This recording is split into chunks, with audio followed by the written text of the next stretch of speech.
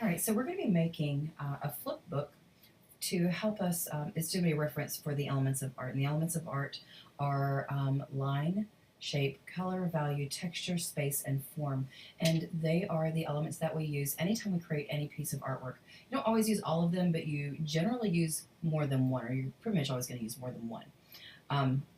So just good to know. It's good to have in your in your mind when you're creating, so you can think about how you're working and be more intentional about how you create. So you're going to need scissors, a cup of markers, just some markers, a pencil, of course. You're going to need a fine point Sharpie and an ultra fine point Sharpie.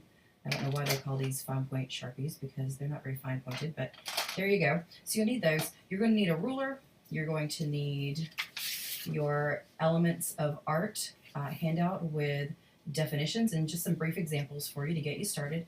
And then you're going to need a piece of this Bristol paper, which is just heavy, thick illustration board, but it's perfect for this because it's going to hold up well to the markers and the Sharpies, and you won't have to worry about Sharpies bleeding through, so you can kind of do what you need to do. You can also use some colored pencils on this if you want to, so colored pencils are fine. But don't use anything other than markers or colored pencils for your color. Oil pastel, chalk pastel, all that stuff gets too messy. So these are the things you're going to need. I'm going to set them aside for just a moment, and I'm going to show you what our finished flip book is going to look like, or an example of what it could look like. You are going to design yours however you wish. I'll give you, so we can use our rulers to lay this down. And this is what it's going to look like. On the front, you're going to be folding and cutting your Bristol into strips so that you can, like I say, create yourself a reference. So we have line, shape, color, value, texture, space, and form. You're going to be writing those on the front, and when you open up your flip book, you're going to have all of your definitions. So how you choose to do this is entirely up to you, and I'm going to come back to this in a minute when I talk about certain things, just to give you some ideas to get you started. And because in addition to your definitions, you're also going to have some examples. And you may use your iPad or your Chromebook for that if you would like to look up just some ideas to help you, again, get started and come up with some things to add to your flip book. All right, so step one is you need your paper, of course, and we need to find the center point. We need to find the middle. This paper is 11 inches by 14 inches. So we're going to find the center. I'm going to use my pencil to kind of just mark 7 inches. That's half of 14. I'm going to do it one more time just to make sure that I've got, I want to be as even as possible with my folds. And then we're going to take each side and fold it to the center. Again, line it up as best you can down here with the edge of the top edge. We want it to be as close to accurate as possible. And we're just going to flatten that side. You can take your ruler, flatten that side, make it nice and flat so it'll lay down flat. Ooh, be careful, make sure there's nothing on yours. There was something on that. So make your paper dirty. And then we're going to fold the other side. It's going to meet it in the middle. Lined up. If you need help getting lined up, you can certainly ask. I will be happy to help. All right, line up that side. And again, I'm going to try my other ruler, see if it's not as dirty. And just use your ruler if you want. You can also just flip this over and press on the back side. That way, if there is anything dirty on your, if there's anything on your ruler, it won't be on the front. So now we're done. We've got that. And now we're going to mark off our lines. And actually, you could reverse this. You could do this first. It might be easier because you're going to be drawing straight lines across, and maybe that might be simpler to do if it's not folded first. So you can reverse steps 1 and 2 if you want. Doesn't matter to me as long as it all gets done. All right, so now we need to measure out 7 equal spaces because there are 7 elements of art. And I'm going to turn my paper this way, and I'm going to start marking 7 inches. Or excuse me, 1.5 inches. So I'm going to make a mark at 1.5 inches all the way down, and then I'm going to stop. I'm going to end up at 9. The last space is going to be 2 inches, and that's fine. It doesn't matter. The last element you're putting on in your flip book is form. So I mean, since it's form is 3-dimensional spaces, it might give you a little more room to draw some anyway. So if you would like to determine exactly what 11 divided by 7 is. Oopsie, I shouldn't talk while I do this. Hold on. 1.5 to 3, 3 to 4.5, 4.5. Oops, that's where I messed up. 4.5 to 6, 6 to 7.5, and 7.5 to 9. Let me erase these extra ones.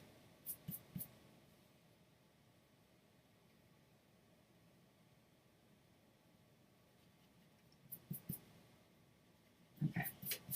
So mark them off once, and then mark them off one more time, because then we're going to turn our paper and create nice straight lines. Okay. So I'm going to stand to do this so I can be above it and see what I'm doing. So I'm going to line up my 2 dots that I made, my 2 marks that I made at 1.5.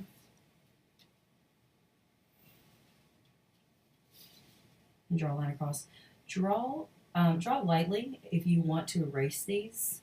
You don't have to erase them. I erased the one in my example that I made because I like it to look a little cleaner, but you don't have to. You can leave it. You could even trace over them in Sharpie if you wanted to. If you wanted some real definition between them. It's entirely up to you how this looks. As long as it's neat and easy to follow and use, and you can actually use it as a resource, I don't mind.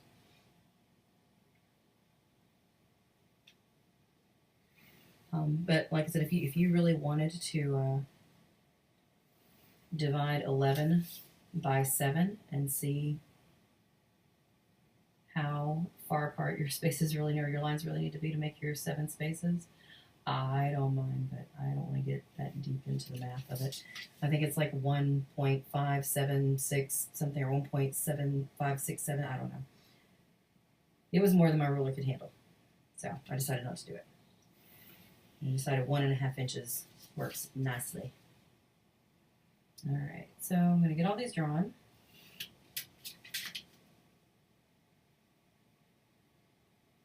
And after I get all of these drawn, in each of my sections, there is going to be a definition. And I would recommend, you are going to be cutting these edges so that, the edges fold in. I would recommend writing your definitions first. It's a little easier to manage without the sides kind of folding in on you. And if you do decide that you want to draw these lines first and then fold the edges, I did it backwards. I folded my sides in and then I opened it up and measured and drew my lines. If you would like to do it, if you'd like to do the lines and then fold in, that's fine, but definitely do go ahead and fold, because you need to know where to stop with your definitions. You need to know where, the fold of your book is.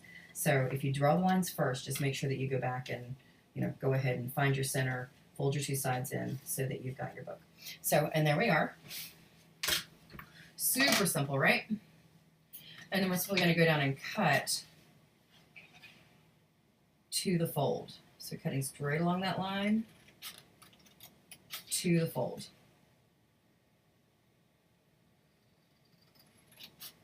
And you're just going to do that all the way up and down on both sides so that so you can kind of open it individually.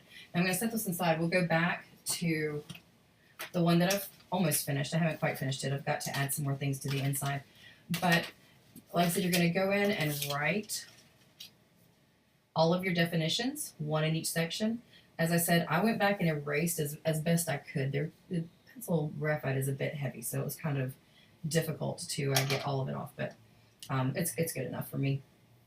I can still see it's nice and clean looking, and I can see the Sharpie better. And I decided to use my yellow marker and just kind of color over my words, my elements, so that they jumped out at me, just create a little contrast, a little focal point for each one so that I could quickly find what I was looking at. When you come in and do this, when you write these, don't go straight for the Sharpie. I consider myself to have a pretty good understanding of space and how things are going to fit, and I still have to go back and erase and kind of fix and make sure that all of my definition fits in each space. So write it in pencil first, decide how you want to write it. So write it in pencil, then go back and then trace over in your Sharpie. Now I know while I'm really, really bad at writing and talking,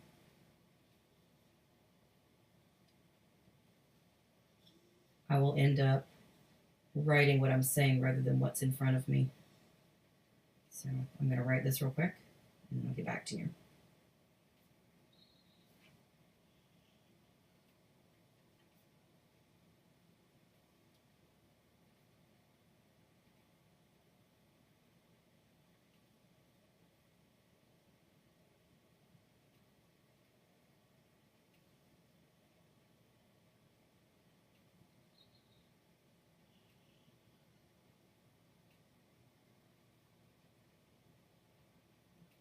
All right, so got that written.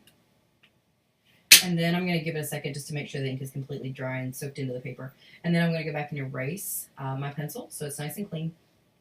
And then once you've done that with all of these, you are going to go back, and I don't care which order you do this in. To me, it made more sense to go back and do my kind of my titles for each section before I came in and started doing my examples.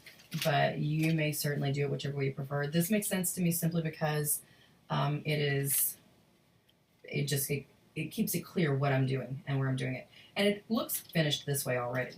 So unless you open it up, you don't realize it's unfinished. And once you're inside, I've not done very many of these. I've started. So down here in form, I just drew some just three-dimensional forms. I used value here to create a sphere to show form.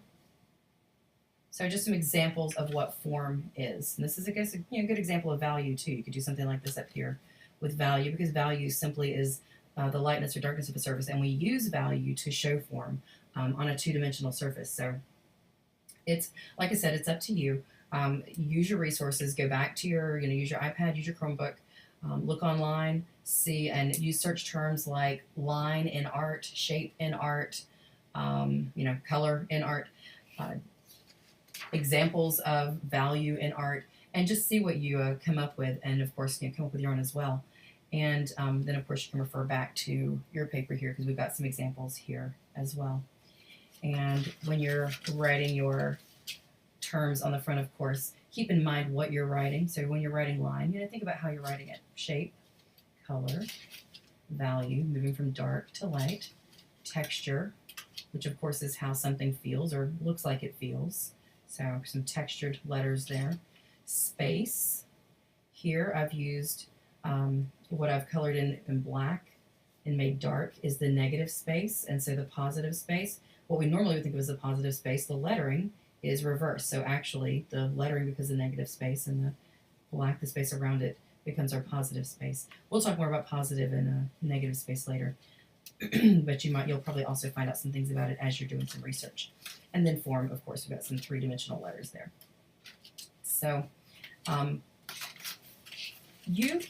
final thing I want to say about this, because I think this is enough to get you going.